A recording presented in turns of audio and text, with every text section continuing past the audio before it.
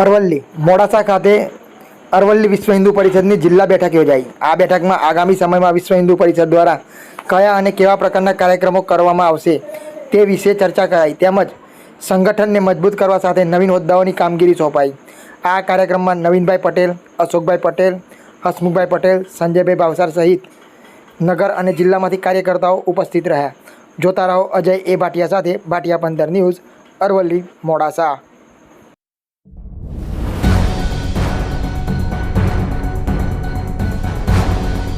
આજ રોજ વિશ્વ હિન્દુ પરિષદના અરવલ્લી જિલ્લાની જિલ્લા બેઠક પોદારી માતાજી મંદિરના પ્રાંગણમાં થઈ।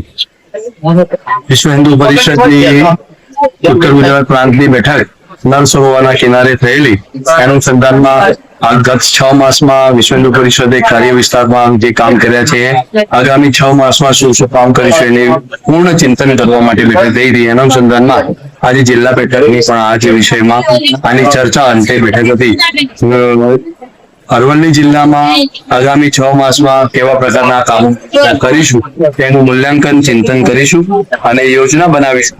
આ વર્ષ અમારા માટે ખૂબ જ મહત્વનું છે।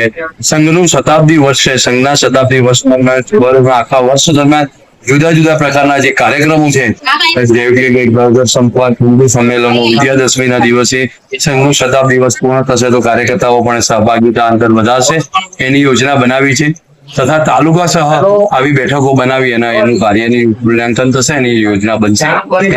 આજરોજ ઓધારી માતા મંદિરના ખાતે બેઠક સંપન્ન થઈ। જય શ્રી રામ, ભારત માતા કી જય। નરેન્દ્ર પટેલ, પ્રાંત મંત્રી, વિશ્વ હિન્દુ પરિષદ, ઉત્તર ગુજરાત।